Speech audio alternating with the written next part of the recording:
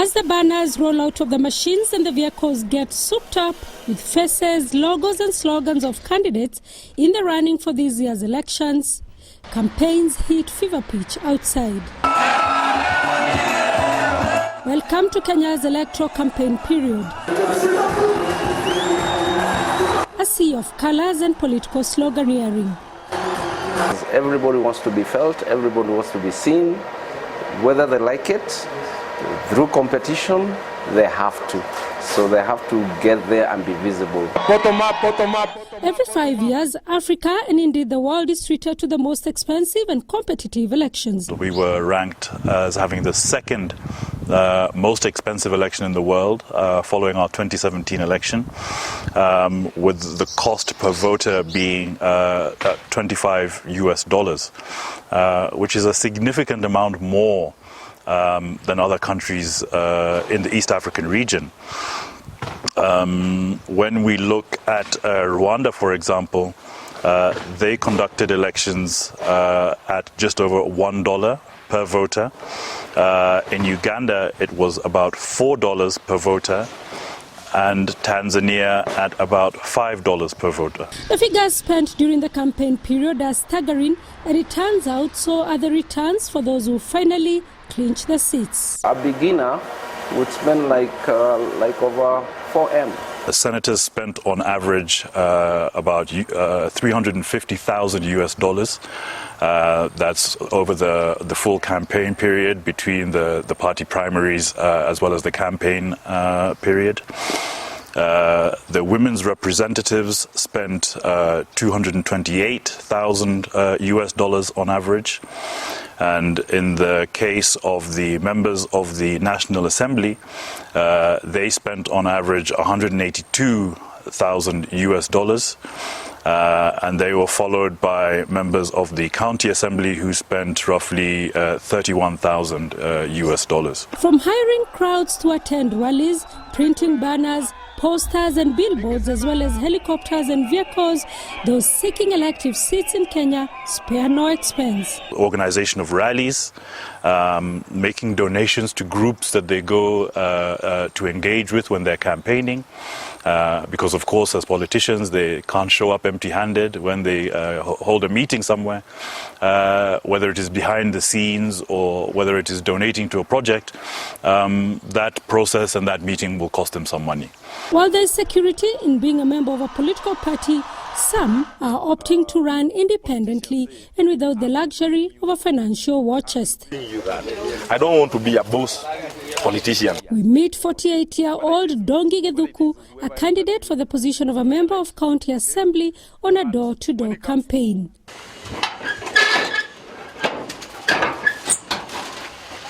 Yeah. An unconventional approach, but Gedhuku believes the best way to reach potential voters. Once you come and look at somebody in the eye, and that person also looks you in the eye, and they ask you questions, it makes you feel that you are in touch with the people. Without money or any other form of handout to give, Gedhuku believes these personal campaigns will speak to the people. I got into this electoral process without money. I also got in without a party. When you vie under a party, at least the party sponsors you. He grew up here, and so he hopes this will endear the voters. Right now, some of my opponents are actually dishing out a lot of money. But what I'm doing, I'm talking to people straight in the heart. I'm talking to them and telling them that for you to elect me, you don't have to be given money. I don't have to pay you. In fact, I don't have the money. When voters here seem to agree with him, research points out that voters often demand for money from their leaders before and after they are elected to office. There have been attempts to regulate campaign financing in Kenya, but they have failed. In September last year, the Kenyan Parliament rejected proposed regulations to cap presidential election campaign financing at $40 million. The idea behind the campaign finance law was, of course, to restrict and to regulate the amount of spending that candidates spend during electoral processes and to ensure that there is a level playing field so that those with deeper pockets aren't simply able to outmuscle other candidates purely on the basis of money. At the moment, there is actually no cap on spending by political candidates. Because of the power, prestige, and the benefits that come with political office in Kenya, elections in East Africa's biggest nation are highly competitive.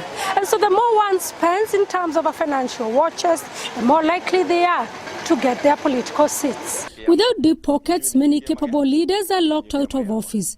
There are also concerns that those who finally make it to office will work to recoup what they spent, hence fueling corruption. The average amount that one would earn over 5 years in office at the Senate is 68 million.